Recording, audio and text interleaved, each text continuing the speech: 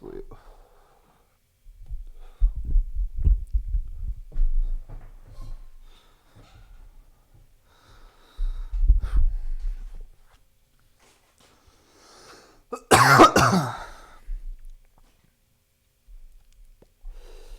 Oh, fuck. She's a little flimsy. I didn't pack the bottom so good. That's all right.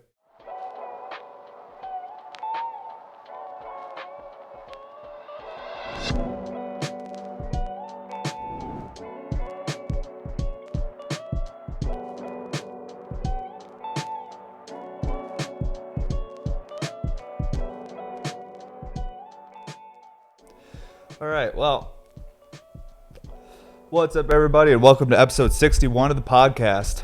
My God, it's feeling like it's been ages. Past 6 weeks have been wild. We've missed 3 episodes in the past 6 weeks because it seems like every other week the world's ending in my household. But today we are back, and we have a lot to talk about. I have a lot of cool crunk collabs on the table that I want to show off. But before we get into today's episode, don't forget to sign up for our newsletter at bmsglasses.com. We have a Sunday sale today that this is coming out, which is the 30th. Big Sunday sale, lots of clear, lots of color, and lots of variety. And I think there's going to be like one crunk collab available today there, which will be this guy right here. The rest of these are going different places. But yeah, I'm stoked to spend the next hour or so here talking about these, session them, and just hanging out. But man, what a week it's been. We'll get into that later. I'm just going to smoke this joint for a minute, and we'll talk about the crunk collabs right away and just get right fucking into it. That's a new thing. I want to get right into the glass and just talk about glass. And then we'll save the personal stuff and ranting for later in the episode once everybody's warmed up and good and stoned. I feel like sometimes I start these episodes and you guys aren't even high yet and I'm fucking already baked and I'm just going off about shit and you're like, whoa. Let us all catch up. Holy shit. So I'm gonna let you guys catch up. Yeah, I went to the gym this morning. I brought this crunk collab to the gym to show my trainer because she's never seen any of my glass in person. Like, she follows me on Instagram and stuff, but brought it to her and showed her in person. She was just like holding it and just like bouncing it in her hand. Then I told her what it cost and she immediately was like, why are you letting me toss this thing around? I was like, I just wanted to see your face after you were holding it like that and I told you how much it fucking costs. So it's crazy. Look at this joint. This is crazy though. Like, I can't even pack a cone right. I'm just not good at smoking weed. I try though. At least I think I look cool while I'm doing it. That's the only reason I do it anyways. I'm trying to look cool. Holy fuck. All right. I want to smoke. I can't do any more of that joint right now. I want to smoke hash. All right. Let's talk about this one first. Whew. I got to clean this nail up a little bit before I start taking dabs on it. This is the only one I'm going to dab on today. This one was scooped by a collector that had been waiting since the last crunk piece is sold. He's like a really good collector of mine and crunks.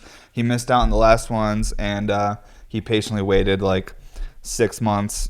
7 months to have the opportunity to get in on another one, so we let him have first dibs. So he picked out this one out of the batch, and this is a 14 millimeter double diffuse. I'm just cleaning it now real quick before we can really talk about the piece. But the prep on this one's really cool. I don't know if I've seen crunk do this prep too much. So and honestly, I just wanted to feel like he did it just for me, so I felt special. So I didn't ask him. I wasn't like, hey dude, how often do you do that prep? So in my head, he made this just for me because it's got bear paws all over it.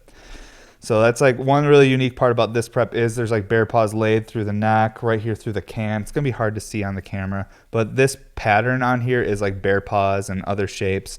But it's really cool to see the bear paws because, that's our company name, Bear Mountain Studios, and even our opals are bear paws.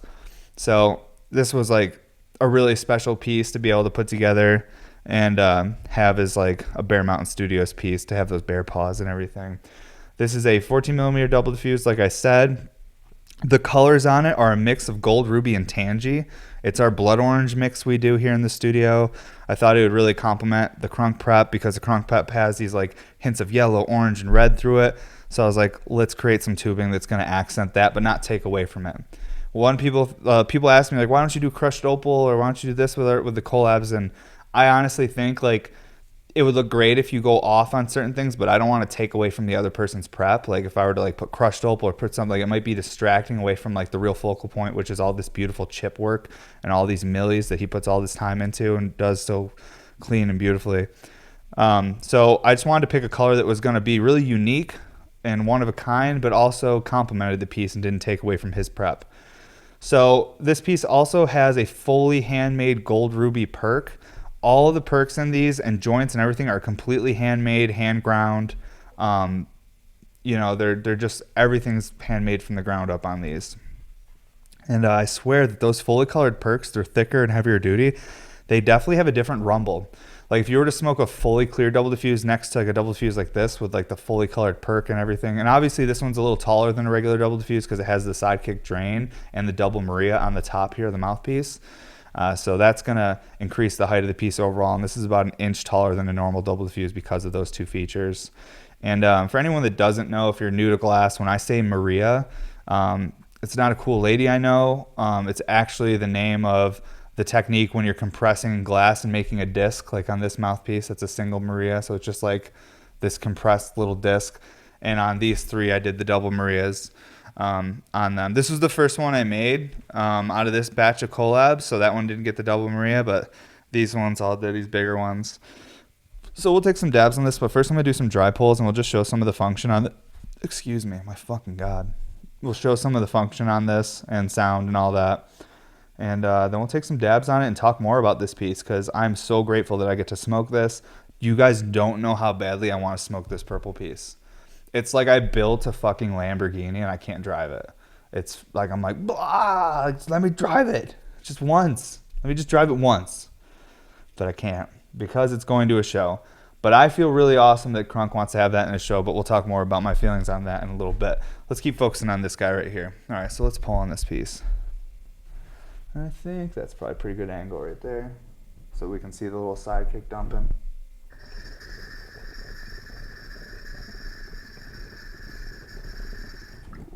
Just like a stream of fucking bubbles. I'll even move her closer.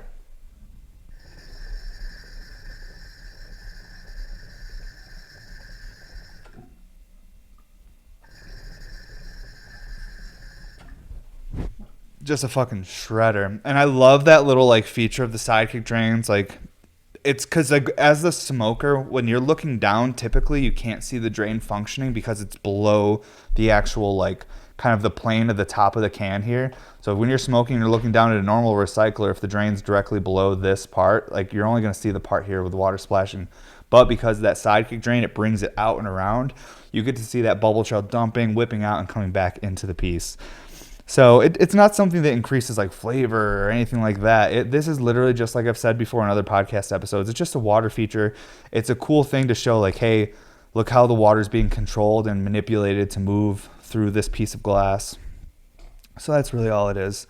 But I really like doing the Sidekick drains because they're just like a unique little thing to add into some of these collaborative pieces. It's a cool way to hold an opal. And yeah, like this one, to keep it shorter, I actually put the opal in a different spot and left it because the drain, to put the opals in the drain, you have to make this bend like 50 millimeters almost. So it's like kind of a big bend to put in the middle of a shorter piece. It works on this one because it's taller, but this one's at the 10 mils a bit shorter. But we'll look at that one in a minute. Let's take some dabs. For anyone listening today, this is definitely going to be more of a visual podcast. I'll go off on life rants. I'll talk about what happened to my wife in the hospital and all this stuff. But most of today is going to be, we're going to be looking at these collabs and just taking dabs on this red one and just talking about my experience building these pieces and the concepts behind them and everything. The majority of today's episode, we're probably going to be talking about this purple one just because what a journey. But we'll go through the RBRs first and save the purple guy for later in the episode. I almost want to call him Grimace, you know? Just this big old purple guy. That's what I should have called it when I posted it up, the Grimace Recycler. But that would be playing on just the color alone when this, it should have like a name for the type of recycler, but it's not something I'm going to make a bunch of. It's not possible for me to make a bunch of those. They're just too labor intensive to actually be some piece to put into production. You'll probably see like one of those a year maybe. That'll probably be the only one this year in that style. But yeah, well, I keep getting distracted and want to talk about all the pieces. I'm sorry, I'm all over the place, but this shit's exciting for me. I worked so hard on these pieces. One of the most stressful weeks of my life, not only because of glass, but because my wife had like a life-threatening thing happen, and it's just been insane. But shit just fuels me, I swear. It just gets me more amped up to work harder. All right, we're still smoking that sour papaya today because I got a lot of it from my friends. I gotta get some more piece within hash though. We've been meaning to meet up because I got his Phil Siegel piece here still, and we're both just busy guys. It's fucking hard to meet up with people even though you fucking live 5 minutes from each other. Anytime he's free, I'm like, fuck, I'm changing a diaper. Or anytime I'm free, he's like, I'm taking care of a garden. So it's hard to coordinate. Turbo meter is all charged today. Turned it on first try. We're feeling good. That's what's up. I've been trying to just like appreciate when I'm feeling good the last week because like the little moments when you feel good, you almost gotta just like embrace it and be like, fuck yeah, I feel good for a minute. Like this is nice. Like just feel it and enjoy it. Because life's complicated and constantly getting crazy and changing. It's wild. I'm fucking so excited to take a dab on this piece. So the way this thing pulls, double diffused are like the RBRs I probably smoked the most, the 14 mil ones. So like this 14 mil one that's like fucking Ferrari like level double diffuse, like it definitely just hits that much nicer, like that full colored perk and everything. I'm just excited to fucking smoke this thing and watch all that function and taste these terps too. I haven't taken a dab yet today. I just took a couple hits off that joint at the beginning of this episode, and that is all I've smoked. Which, like, my flow right now feels pretty good, but as I start getting high, this flow is going to get real sapped, and I'm going to stop making sense. So that's why we just got to keep smoking and just keep rolling. All right. But yeah, I hope you guys are having a good day, and thank you for coming and hanging out. Wow, look how hot that was 470. That shit smoked up.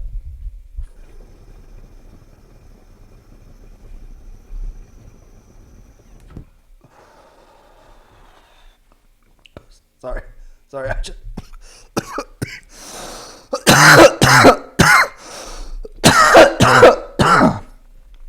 Wow. Sorry again, coughing in the mic. Holy shit. When it's at perfect temp and the cloud is thick.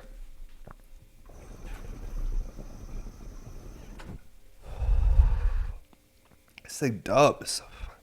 My God. It's a skinnier drain too, which is really elegant looking, but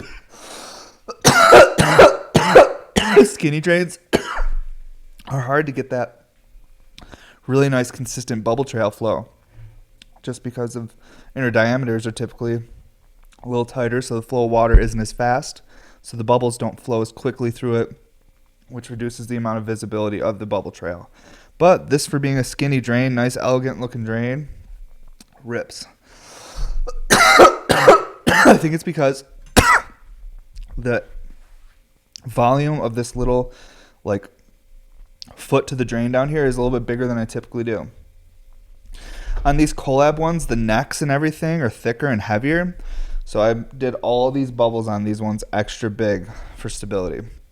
And I think that larger bubble at the base of the drain there may be what's helping that skinny drain move so quickly and efficiently with that water and bubbles going through it. Pull on it some more.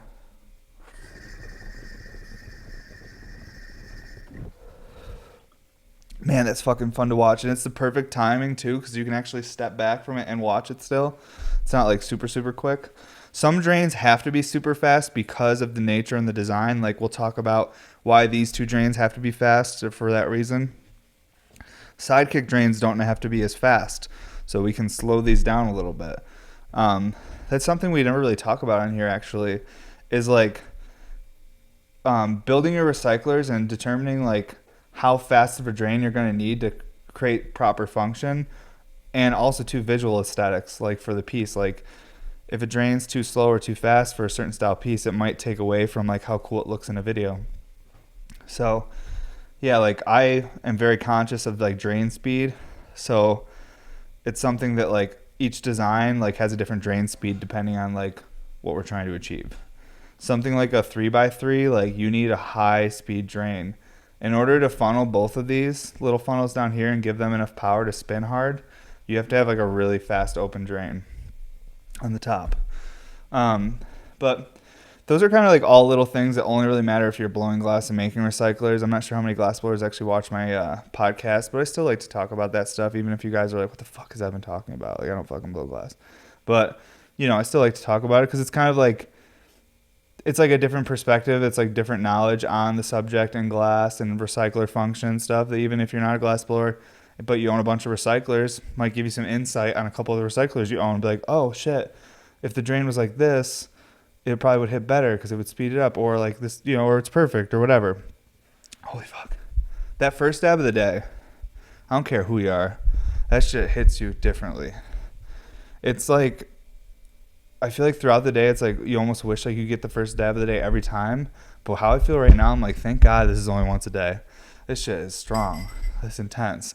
I have not been dabbing as much because I've been working like a crazy person. And honestly, I've been like really stressed about life stuff and just dealing with things. So I just haven't been smoking a lot of hash. I've just been smoking like a joint, taking a few hits, setting it down in my ashtray, working. Like, I just smoke like a couple joints throughout the whole day. At least that's what I've been doing recently. So this hash, I mean, fuck, dude. It's awesome. Stoked to be here. Stoked to be smoking hash with you guys. It's fun. But wow, potent. So yeah, this piece is really awesome though. I'm really stoked how it turned out.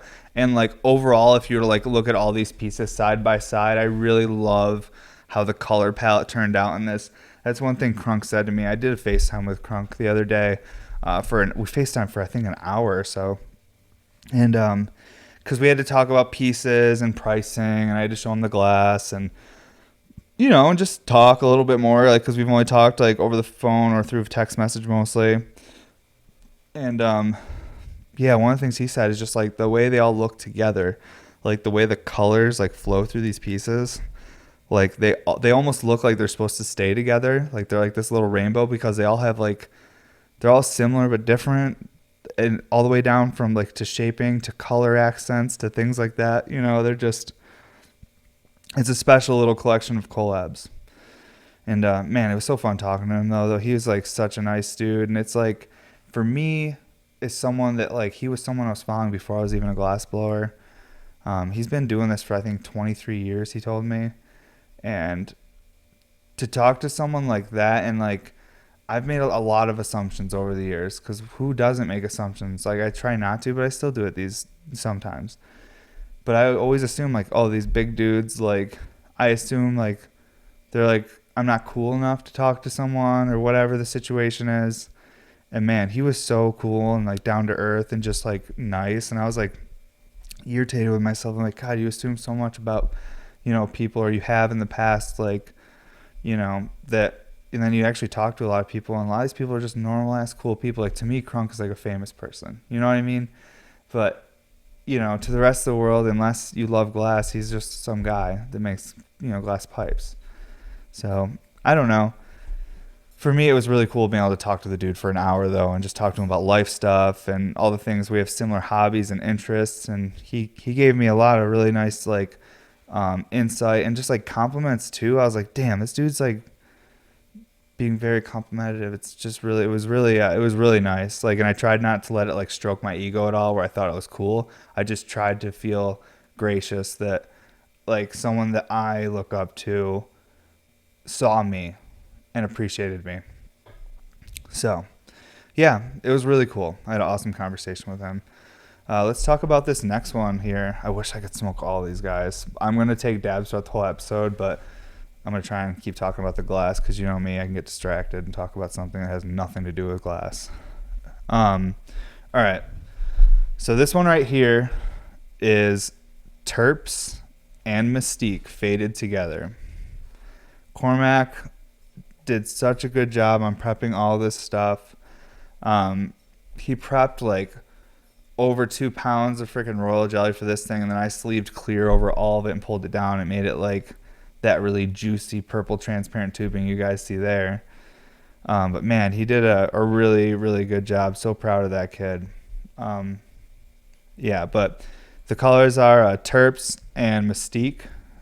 And so she is a CFL shifter. This goes all orange. So it'll be an orange and blue fade in different CFL lighting.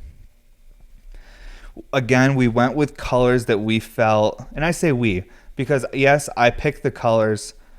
Cormac takes the rods and preps them up and blows them out into like basically raw tubing that I can then either sleeve or like work in the way I want to and shape out and make a piece. So I always say we, because it's all a group effort. Everything is. It's always been since the beginning, because Cassie, my wife, She's ran the business and done everything from day one. So it's always been a team effort. So that's why I always say we. I try not to say me or I too much because I feel like then I'm not focusing on what's really going on.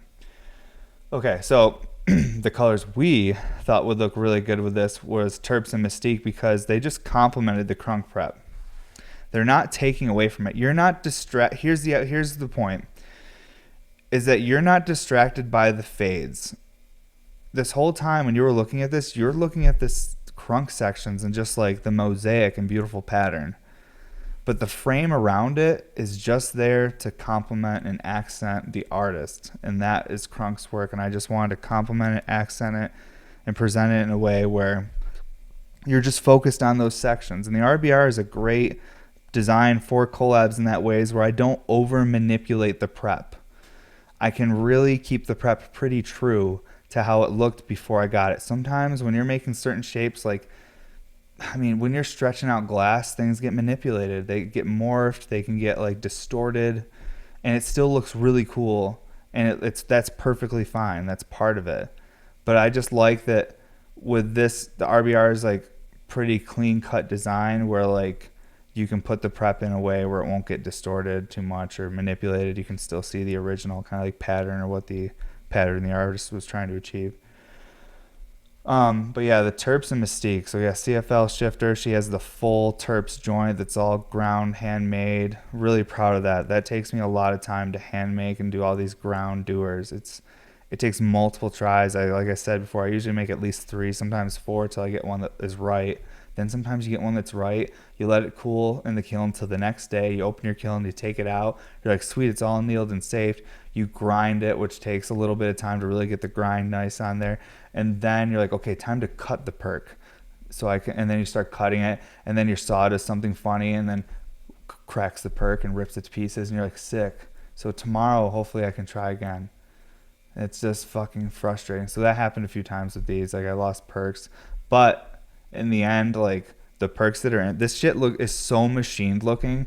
Like when you see these in person, it's like, is that fucking handmade? That looks like fucking like a machine made that. It's like factory. I'm really proud of them. Put a lot of time into them on those ground joints. The silly things that people don't really see, but me as the person making it, it's like important. I think it's like when someone's designing a car, there's certain like aspects of the vehicle that the consumer will never really see or understand, but it's in there.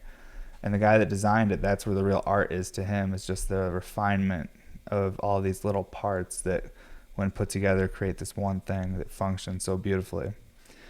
So I'm going to pull on this piece. We'll show the function. Similar to the 14 mil, a little smaller. The sound is definitely different on these 10 mils. And we can do some side-by-side like sound if you guys want. I mean, not like you'll even be able to ask. I'll just do it. But I'm trying to make sure you guys feel included in this. But let's pull on this piece. And that Terps Mystique, it just pops.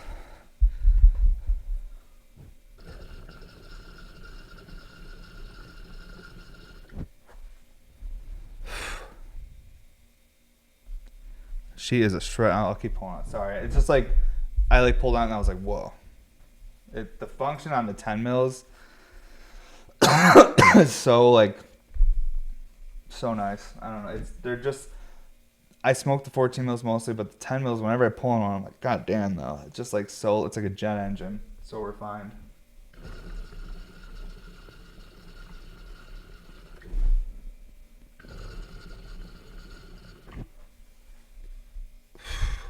She dumps bubbles. And I love this color because it's fully transparent. You see all the function, but it like the way light goes into it, it looks almost opaque in some lights. It's a really cool color. And this pattern too, like that Crunk sent me, like I have only seen him do it like a few times, so it was so cool the variety he sent me. I'm like, man, he sent me some cool shit. And I feel like I really was able to maximize like the prep and put it into each piece where it fit right. And because it's hard when you're sending stuff like through the mail and they're not working side by side due to circumstances of this last year and a half. Maybe like if he was working right next to me, I'd be like, oh, make it this size exactly. And like instead I had a bunch of parts and I was like, where can I fit these parts into my design where they're going to be the best? So each design was that design because that part fit for that design. Let's talk about this 3x3, and then we'll take a dab, and then talk about the purple one for a while, because that's a lot. There's a lot there. There's just a lot going on, you know. Man, I'm definitely really stoned from that one dab. I only took one dab, right? Jesus, my goodness. When you don't smoke hash for like a week, and then you do, oh my God, you're like, wow, this is fucking potent. All right, so the colors, let's see, I'm just going to adjust a couple of things. Honestly, we'll put this bad boy right there. Okay. So the colors on this one, well, the color is Plant Phibian from Molten Aura. And this is the newer batch of Plant Phibian. Very, very transparent. Still has that milkiness to it. Still like that green moonstone, basically. But it's like, okay, first of all, real quick, guys, something just happened to me. I was just sitting here looking at this piece, and for some reason, like, it just reminded me so much of like a memory of playing with some Legos. I was talking about the color. It was trippy. It was weird. That one dab fucking rocked me. I'm way too stoned. Okay, we're gonna keep trying to talk about this glass. It's pretty cool. Okay, so the newer batch of Plant Phibian is mega transparent. I like it for recyclers because you're really going to see all that function. For people that use it in other applications as sculpting and stuff like that, I think they're like, dang, like I liked it when it was more milky. But for what I'm doing, I'm trying to show function, so it's perfect. So these newer batches are really, really transparent, but like mouthpiece through the whole thing, you still see those milky hues through it. It's still like that really like pretty like green moonstone. Also too, like I talked about a little while ago on the red piece, I did all the like little bubbles on these ones a bit bigger because these collabs are just heavier. This crunk prep is heavy. So let's just give it that extra stability back there. And I'm really, really stoked how this one came out, proportions and everything. I'll pull on it now. We'll get some function going. We'll talk about the faster drains a little bit more. Honestly, I don't even know what more I need to talk about that, but we'll touch base on it.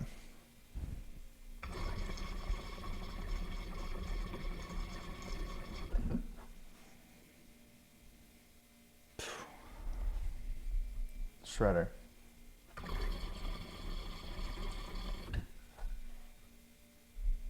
This table's not level. What can you do? The garage isn't level. So the level point would be actually like this. But yeah, there it goes. So that's funny too. If your shit's not level, one drain's gonna go faster than the other. Like when you have these like 3x3s, if it's on a table and it's like just a little bit, like one drain's gonna go faster than the other for sure. But yeah, these pieces fucking shred. They have like, they hit like a 10 millimeter 2x3, but I would say these are a little bit more airy, a little bit less restriction on these. Perks are a little bit more opened up because I want high water flow. Because you want as much water dropping into these drains as possible. It's more just for that function video. This has nothing to do with like flavor or like, you know, getting water in your mouth or not draining. It just has to do with like having these pretty visuals, because that's the reason you do all these drains, is so you can like have these cool like function shots, and it's like a cool display of like controlling water. I don't know, it's just fucking fun. I pull on pieces all day. Like if you ask either of my employees, they'll be like, if I'm not on the torch, I'm like on my phone with a piece, just like looking at it, like pulling on it, just like nonstop. My wife too, like every morning she's like, she just hears me out here just pulling on pieces, and she's like, have you started blowing glass yet? I'm like, almost. I'm just gotta pull on this piece some more. Like I'm obsessed with playing with function. So for me, that's what's really fun, and I hope some of you guys gravitate towards that too. And also, like, you're just like, I fucking just love function, playing with water and getting stoned at the same time. Like, what's better than that? At least for me.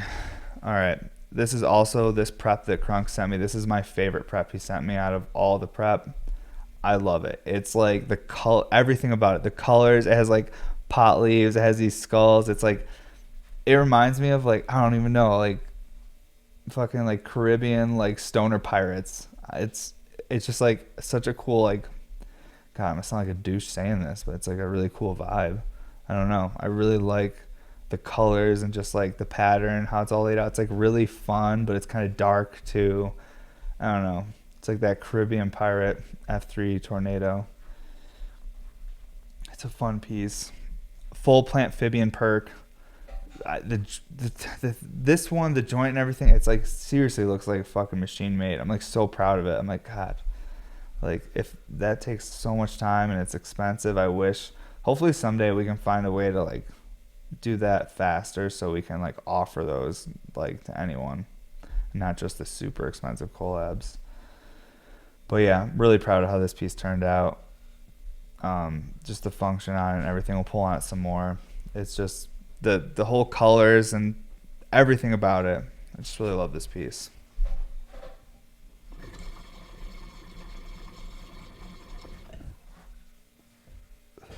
Definitely my favorite of the prep he sent me, for sure. Because I don't see this pattern much. I've never seen this pattern, which maybe he's done, and I don't see everything, guys. What can you do?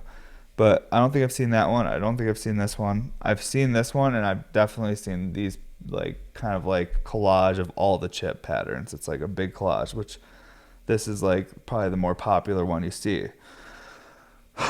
Because I feel like patterns like these ones, you only have so many you can make, and then you run out of components, and then you have extras of a bunch of stuff, and then the extras you can make the collages like this. So the ones that are patterns that are like known patterns, I feel like are like a lot more limited. So that's kind of a cool thing for a collector point of view. And I could be wrong. I would love to have Kronk on here someday and like these guys and actually talk to them about the ins and outs of that stuff if they're comfortable. But logically, I think that's kind of where it's at, is that the patterns that you see are going to be a lot more limited than like the collage style, because you can only make so many of these until you run out of components. When I say components, I mean all the little tiles he uses to put together to make these sections of tubing. I mean, so much time just to pull down that much milli, to have all those little patterns to put them all together, and it's just months and months of work to even just get the components built. And then you're like, okay, time to put all these together and start making tubing. It's a very like patient, long, arduous process. He's been doing it for 23 years though. He's got the skills. So, but to me is like I still feel like I'm a pretty beginner. I've been doing it 8 years now. I feel like year 10 is when you're like, okay, I do this. Like most people apprentice for like a few years and then start figuring it out. And like, so I feel like I'm still like pretty new into this shit. But to me, I'm like, man, that's like a ton of work. Like, I hope I have that level of patience someday. Like, I'm just like this kid with like, I'm like this hyper kid that just wants to make tornadoes, you know? So I just like get out here every day and start making functionals. Like to make milli all day, pull them down, polish everything, all that time planning the milli, everything. There's so much that goes into it.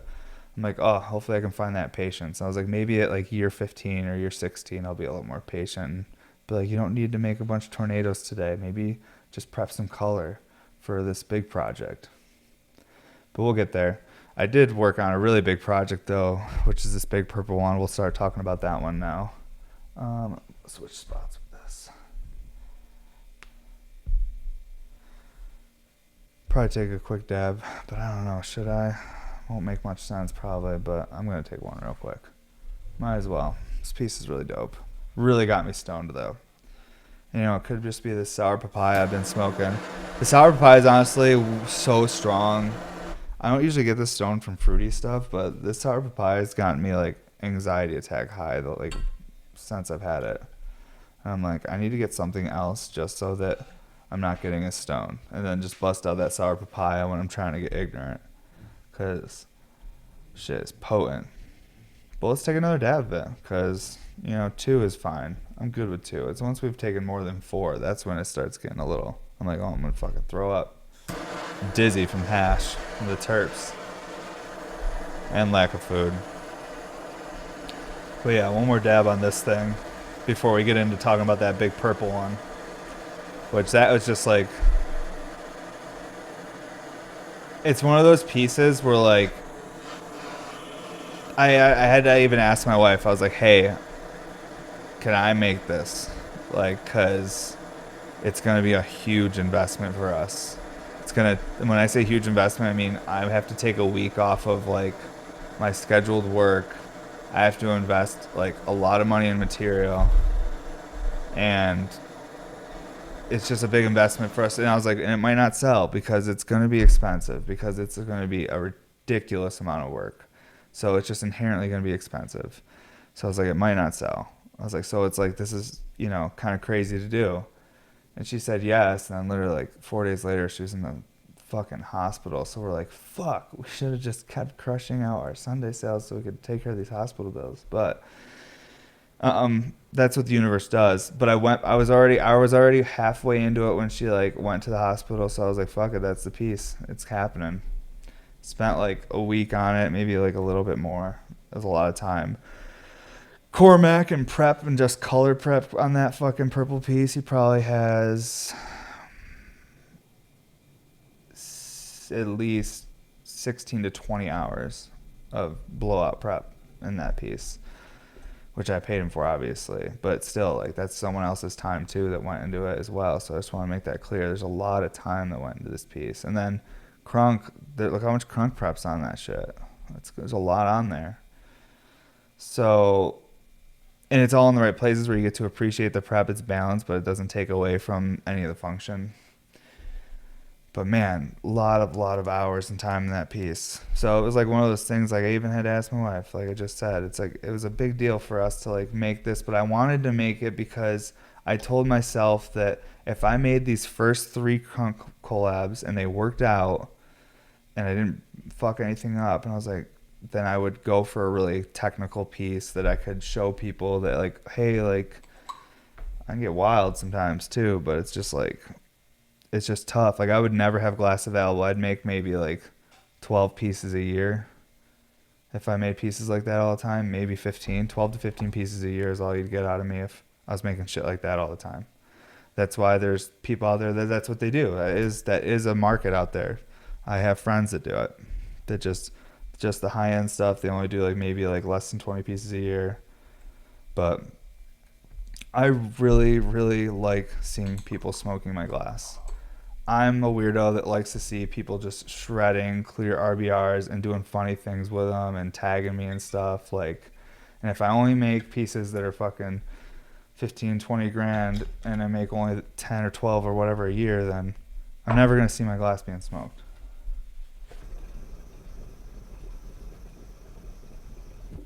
I want people using the function. I want them enjoying it. But I want to see it in action. It's exciting for me. So I get wild, but I also want to be in a place where I'm seeing people using my glass and it's accessible. If my glass isn't accessible, then I mean, it already, God, it sounds ridiculous me saying it. If my glass isn't accessible. Right now, it's pretty inaccessible because of how the recent sales went. But who knows? Things might slow down and then, there might be like less people like fighting to get pieces. Who knows what's, whatever. But everything's been really crazy over the last 2 or 3 years. So it's not super accessible. And honestly, $400, $500, $600 to someone is definitely not accessible.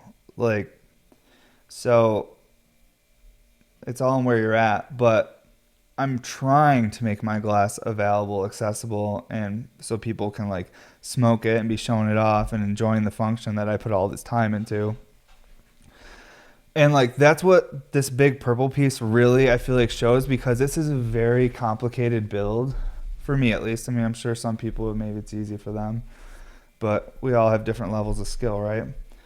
So this is like a very complicated build for me.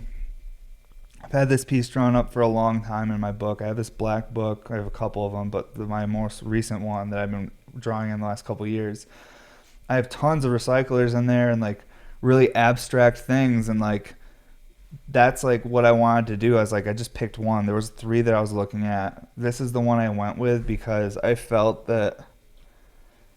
honestly felt it would be the most challenging for me. The other 2 would have looked really cool, but from a technical level wouldn't have tested my skills as much as this one. So I picked the one that seemed like it would be the hardest just overall based on like size and like the concept behind it, because I'll talk a little bit about that too now, kind of like the concept behind this piece and like what my idea was for it. So the piece essentially, like I wanted to create a shape on the outside of a shape almost. Okay, so I'm so high, it's gonna be hard to explain, guys, but I hope I do an okay job, but bear with me. If you haven't smoked anything yet, or you're just like, where am I? Who is this guy? Why are people even watching him? Like, you got to try to do some weeds or go check out my Instagram or something and try to figure me out a little bit. But the overall idea with the shape of this piece, I'm going to move this over too, because I kind of want like lots of room just to turn this and move it around and kind of do some shit like this, because we got this camera right here, so we can talk about it more. Let me take a little drink here, because I want to do a good job, I killed myself on this thing. The cleanliness on it and just everything. It's just so fucking proud of this piece. Okay, so one of the things I wanted to do with the shape of this piece is with the drains and the uptakes. I wanted to create shape with the drains and the uptakes together in a couple different ways from different perspectives, depending on what way you were filming the piece or photographing it. So with the drain and the uptake, I wanted to create like a curve, and with this curve, if this curve was going to keep going, I wanted to make it so it almost like hit this little flat edge, and then it would come around like if you were to draw like a circle right there. So I almost like flattened, I pretended that there was a ball right here, and it just like took away all the glass. So this uptake got taken off right there, and that's why it's at flat angle, because it was kind of supposed to follow like the let's see here. Yeah, it's supposed to follow kind of like that kind of like edge of the drain up to that. So I wanted to kind of like have that shape right there where they became one. And the reason I stacked the uptakes and the drain like that is so visually when you were looking at the piece and smoking it, and if you were to shoot it from one side, when all the water's pumping up and draining, it looks like they're all one thing. It's kind of hard to distinguish where's the water going up or down. And I'm going to pull on this in a minute. We're going to see all that function. This thing functions. And I think we're really going to be able to see it. We got good lighting. I got a black shirt on. We're good. Quality test. This thing is so heavy. Yeah, it's ridiculous. But essentially inside of the piece though, we'll talk more about the drains when I start pulling on it and functioning it. But let's talk a little bit more about the mechanics in it. So inside this piece, the percolator is a double diffuse perk. The double diffuse perk is seriously such a powerful engine. It's the perfect perk for like a bigger piece. I put them in the double diffused RBRs just because they move so much water that it's like they get a really like nice aggressive drain. But you can put a double diffused perk. I say I mean they're my perk. I make them. I put double diffused perks in my bigger like functional tubes as well because they really move the water. Sometimes I do triple diffused in them depending on the size of the piece. Like the flower tubes have like triple diffused in them, but this one has double diffused in it because that's all it needed. Fit perfectly. I could have put a triple diffused in this if this wasn't a Klein recycler. So this is a triple Klein. So there's inside of this big chamber right here, there's like this tree in there. It's like a big like Hala Maria with like these like curvy drains coming off it that then pop out the side of the piece right here and then drain down through these tubes. So inside of this bigger section up here is like just like all filled with tubing. So it's actually reducing the surface area in there. And that helps the water stack because the more space you can fill inside your piece, the less energy it's going to take the person smoking it to get all that water to stack because you're filling it with other shit. Even though it looks big, this thing's filled with mechanics inside of it, even though it looks big. All this shit is filled. And where the perk is set right inside this condensed section in between this little beakered foot and this bell shape right here. The perk is it's set right inside there. So when the water comes out and like the smoke comes out, it immediately just hits a wall and then starts stacking. But then when it starts stacking, it immediately hits a double diffuse disc right here that then jettisons the water up, which then there's this like tree thing in there that's all the drains, and that takes up the whole section. So then the water just pops out into these wild uptakes. That this piece is inspired by Japanese architecture, to be clear, and the number 3. So it's just like a unique piece with some like, I don't know. Growing up, like my dad was a construction worker, so like I was always going to jobs and stuff. And as a kid, I always liked buildings, and I liked old buildings, and like I really, really liked Japanese architecture as I got older, because I just love the roof lines and stuff. It reminded me of like druids and shit from World of Warcraft. I don't know. I just love that shit, and I'm like, it's really cool. Like I love how much like time and energy certain cultures put into everything, from their architecture to the way they cook. And I don't know, it's all art. So I love the way like Japanese buildings look, and like traditional buildings like that. What are they gonna call them? Pagodas? Yeah. But that's what this piece is inspired by. We got some water in this, so let's pull on it and see some function. We'll talk some more about the build, because this was a challenging one. It was fun. All right, so you're gonna see a lot of water and bubbles dumping down these drains. This thing moves a lot of water.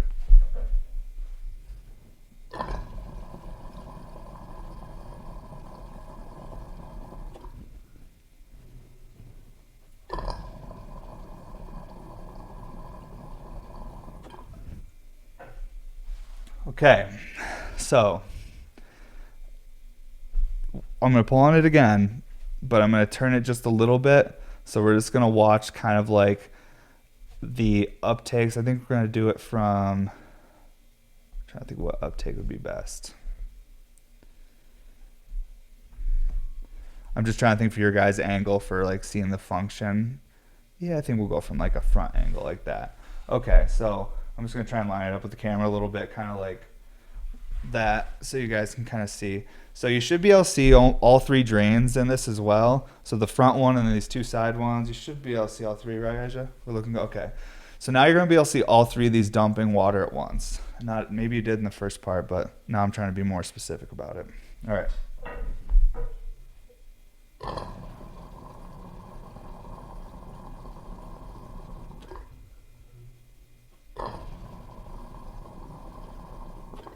And from like this angle, when you do like a video and an up close, it's like, it's hard to distinguish, especially when you're looking down on it, like what's the drain, what's the uptake, because there's so much water dropping down and so much stacking up. And the way these uptakes are shaped, they're so like, there's such a like crazy uptake that it like chops the water super hard and just shreds it to pieces.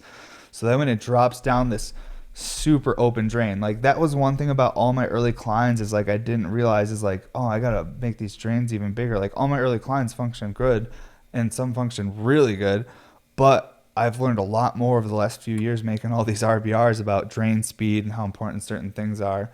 So I've been able to incorporate everything I've learned into this new piece, and like this thing just shreds the water and moves it so rapidly. It's surprising when you pull on it. You're like, when you pull on it, you're like, whoa, that just goes. It's like really surprising. And I've really wanted to do this piece too. God, I'm fucking hitting the table and shit. I'm stoned. I really wanted to do this piece too because of the uptakes on it. I've done these uptakes once before on another collab with Glass by Blake, and it was like a clear piece, and it had like similar uptakes where it hooks like underneath the drainer here and fills that like negative empty space in between the drain and the top of the can of the pipe, because you can actually have like this section right here way squatted down, so it's almost like part of that top, but then like you don't really see a big like tornado really moving. You still see a tornado, but it's like a compressed one. This piece, I wanted to actually stretch it up to try and get it up a little higher so we could see a little bit more tornado function and a little bit more of that aggressive action happening right inside where the funnel is. But it's super opened up in there. It's like fucking probably 16 or 18 millimeter. It's really big and opened up, because then it goes, like I said, into that big hollow Maria, then it trees off into all these drains. Then it becomes the triple drain down here. So everything, I was originally going to do like 2 of everything, like 2 uptakes, 2 drains. But then like, that's how the drawing was. But then when I started like making parts and looking at the shape I have made, I'm like, whoa, it has to be 3. Like 2 is not gonna, it wasn't gonna flow right. Like 3 is like way cooler because it's just a lot more going on, a lot more function, but just symmetry wise when you're looking at it, just like I like the way like the 3 flows. But these uptakes and drains like were stuff I've done on pieces in like 2015, 2016, but I want to come back to it just like I did with the RBR. I have a lot of ideas I'm going to start coming back to now because I'm like, hey, you got more skill now. Go back to that one idea when you were trying it, but you just couldn't quite figure it out. Try it again. And and then I have my book full of stuff. So as long as we can get like our regular life shit back on track, I can start maybe like doing more fun prototype shit too and offering other things and just yeah, I don't know, bringing more to the table, I guess. But it was really fun to have an opportunity to show you guys like something else besides all my crazy RBR things I do. This is the only thing similar about this with the RBR would be the percolator. That's it. This has a double diffuse perc inside of it. I'm gonna pull on it some more, but this thing just shreds. We can get closer to that mic for more sound. Move this one though.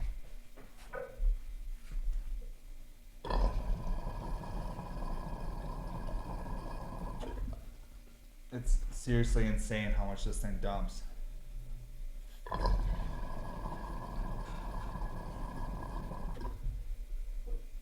And this section up here, like this weld, I'm like so proud of this fucking thing.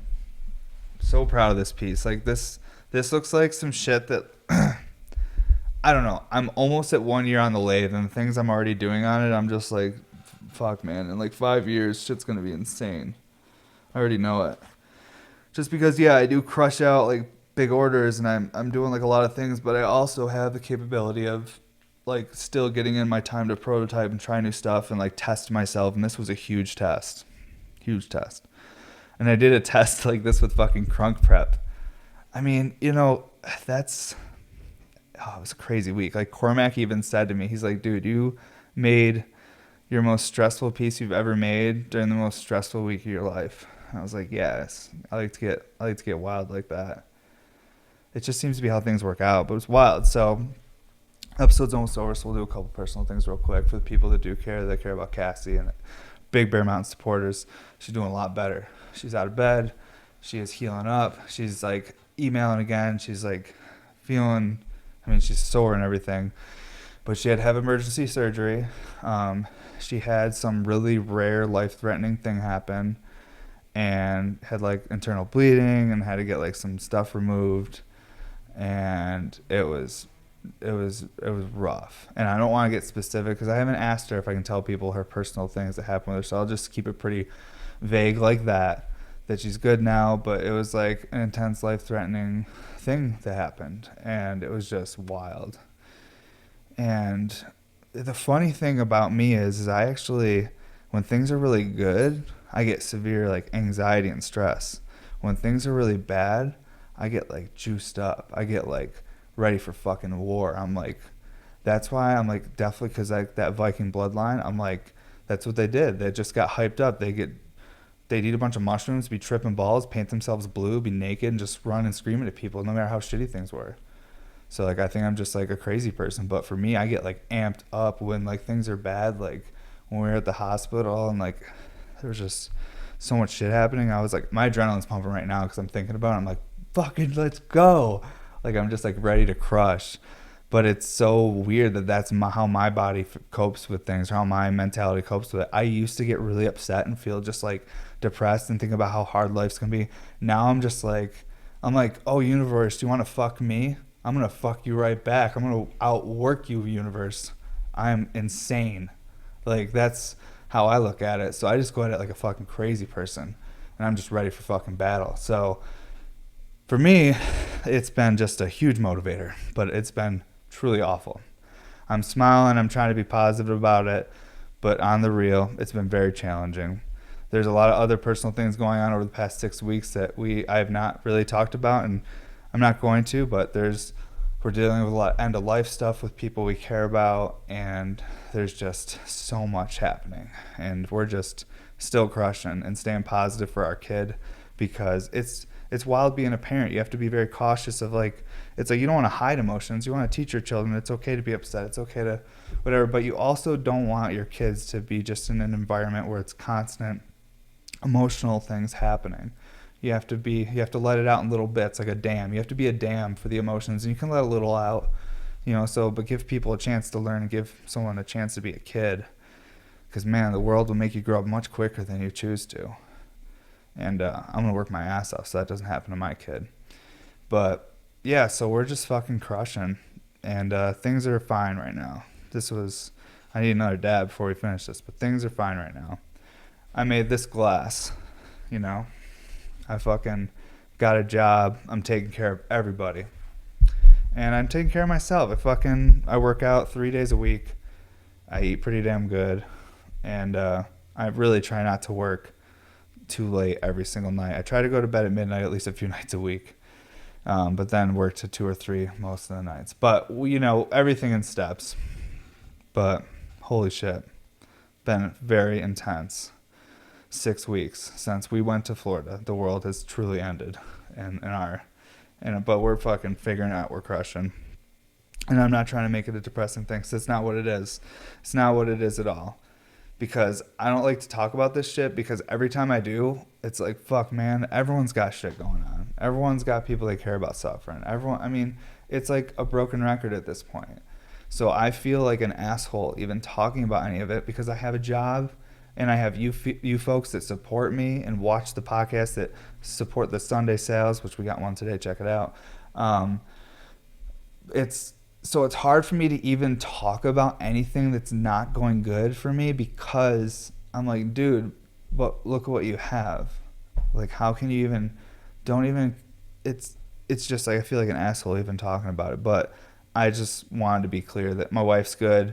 It's been a challenging 6 weeks. We've missed some podcasts.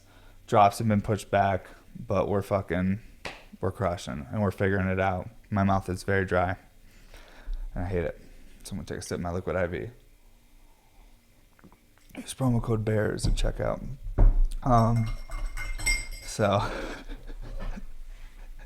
Just kidding. Wouldn't that be great, though? They wouldn't pay for this. But yeah, these pieces have really made me feel like really accomplished over the past week with all the challenges, because it's just, it's wild. It's wild to just see that what I've been able to do, even though the circumstances. And I'm going to keep it going with a big ass Sunday sale today. And it's going to be a great year. And summer's almost here, and I think people are starting to feel better. I see those numbers going down with the pandy, and we just got to look at all the good things happening. Yeah, fuck, man. Hash. Let's take another dab and try to get on something else. Holy fuck. Jesus. Don't mean to be a Debbie Downer, but I had to talk about that stuff, because we've had so many people emailing and reaching out, and I'm like, all right, let's just talk about it. Oh, shit, should I get into the fresh stuff or keep smoking? No, I'm going to take a fresh one. This one's right out of the fridge today. This is some more sour papaya, though, so it's just like, I've just been smoking a lot of sour papaya. I think that's why I've been dabbing less, too, because it's so strong. It tastes so good, so once you start dabbing it, you're like, oh, let me get another dab of that. But then it's like, when it tastes so good, and I'm sure you guys have had this before, you get that really good gram, and you're like, man, shit tastes so good, I can't stop smoking. And then all of a sudden you're too stoned and it's all gone like the next day, and you're like, damn, that was supposed to last me. What happened? Fuck. I wish I could smoke that piece, though. She fucking shreds. That's going to Hetty Hawaii. That's going to be at Krunk's show. I can't believe the lineup. That's one thing with this piece, is like, they really wanted this one at the show. The people that are on this lineup are insane. It's like huge, super mega talented people that are like hardcore artists, like Like that dude that's been like coming up like for a minute, like J Fell, like Saul, like I mean there's like, oh my god, there's so many. Like I'm so stoned I can't even think of them all. You know what I'm saying? Look at the fucking flyer though. There's like 9 names, and I can't believe my fucking name's on there. It's kind of like I'm like, what? This is crazy. Like, you know what the craziest part about it is, guys, about seeing my name on there, is that 3-4 years ago, that was my dream. That was my big, I'm like, someday, like, that's going to happen for me.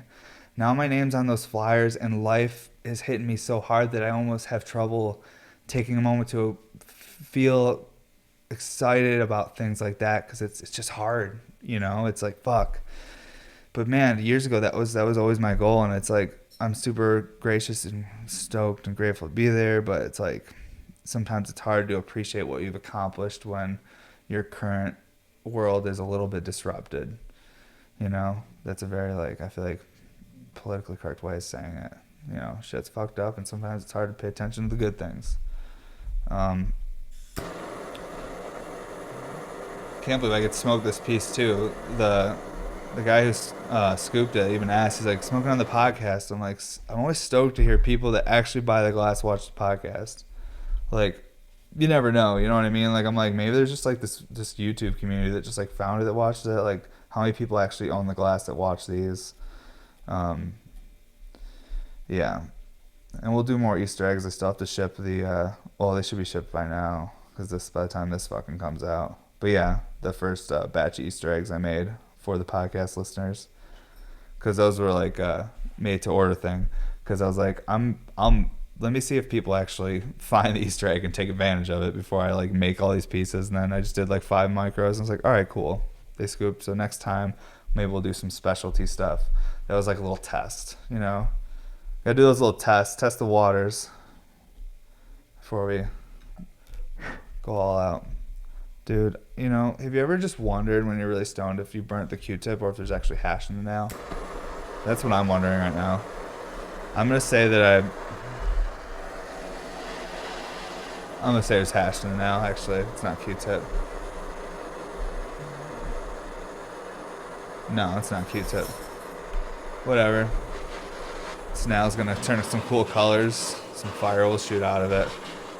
Dude, I'm loving that green light behind me today, and I'm stoked it hasn't died yet, because I couldn't find a battery this morning that was charged, but luckily that one was. And then it should turn off right now, because that's basically how my life's been going.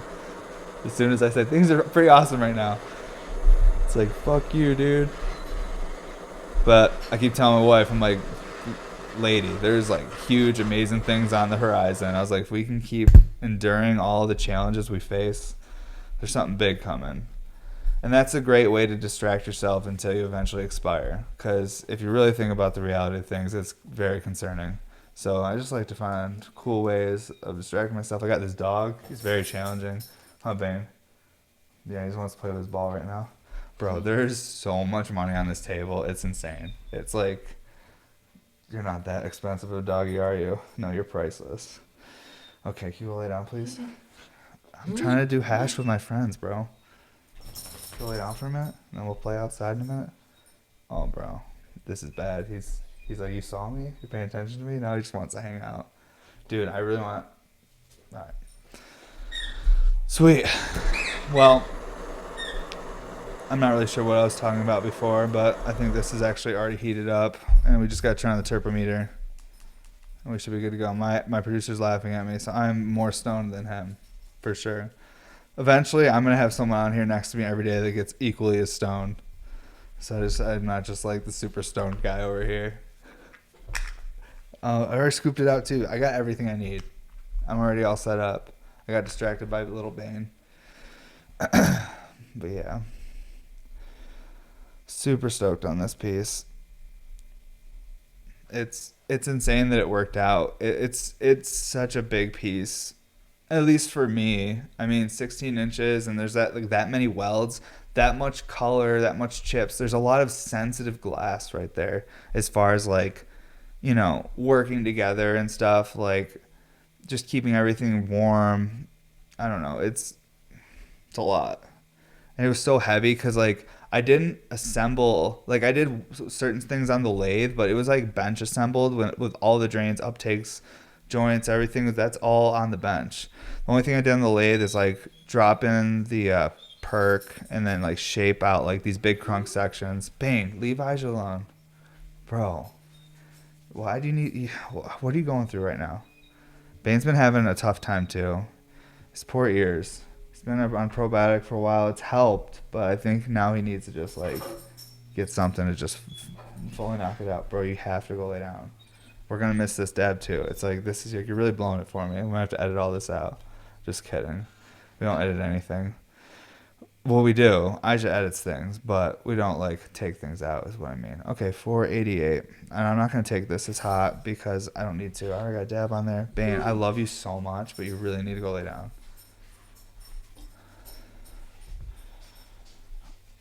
Oh, this thing is just huge. Let me just move that fucking crunk tower out of the way. That's what people were calling it. My dad likes to like read all the comments everyone leaves. Because I don't like read all the comments because it gives me anxiety.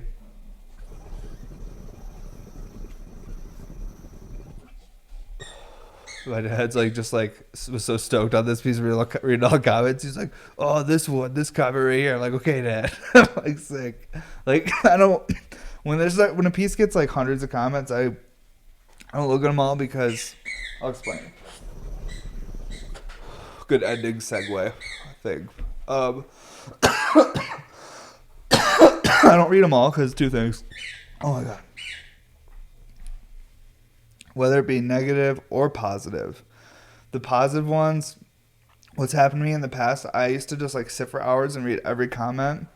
And it like boosts my ego a lot. And like I feel like I'm less creative if I think I'm cool. And then if they're negative comments, I'm very sensitive. So it like will affect me in a way where I'm like, are they making a valid point? Because I don't want to like write anyone off. I'm like, if someone, I want to think about it. I want to think about what someone said. But most people are like, that's stupid. And I'm like, you're right. It is stupid. I dropped out in 10th grade. Understand. I do stupid things. But yeah, like, so like, I don't, when there's like a lot of comments, I don't like when it's like, 30 comments or something, I'll definitely like read and comment back to people and talk a bit. But when it's like, just like a post that's kind of like popping off, I'm like, I can't even engage with it too much.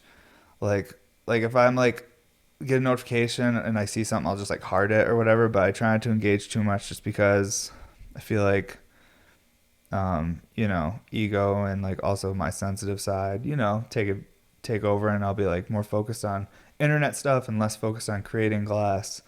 So I need to keep myself highly focused when I'm in the studio for the most part, because nowadays I have a lot less time being a parent and just having like people to take care of and like just a lot of things going on. So it's like I have to be very focused while I'm at work in order to maximize, efficiency and quality, everything while I'm at work. And like back in the day before my kid got here, I could like work for like 18 hours straight and just like chill in the studio and like never go inside. I don't know. It was fucking crazy. But it's much different now. Now I have spurts. It's like, okay, I have 5 hours here, 6 hours here, 2 hours here. It's like I need to be very productive while I'm at work. So I'm not really sure how I got on that subject, but fuck, guys. Well, today was wild. It was fun. We talked about the crunk pieces a bit. We do have a Sunday sale today. Lots of cool colors. So many new colors. Basically all new colors. I don't think there's any colors we've done before. Somehow we keep coming out with new colors. And we'll have some clear available. Might even have some 24 karat gold fume pieces available. We will see, because I have it at this point. I'm supposed to make them tonight or tomorrow, so we'll see if they work out. Sorry I'm stretching while I'm doing the closing shit, but I'm fucking tired. I worked out this morning, haven't eaten anything, stayed up all night, and I've just been working like an animal because I'm gonna fucking get this shit all turned around and get everybody safe and comfy no matter what. And I hope you guys do the same. I appreciate everybody that supports the podcast. I am sorry about missing some episodes. Life's been crazy, but we're not like not doing it. It's just like some bad shit's happened and it stops us from doing it that day, because both me and Ija are dads, so our time's pretty limited when we can do things. So it's like we got to film this. We can only film this one day a week, and if something happens, we don't film. It's just how it goes.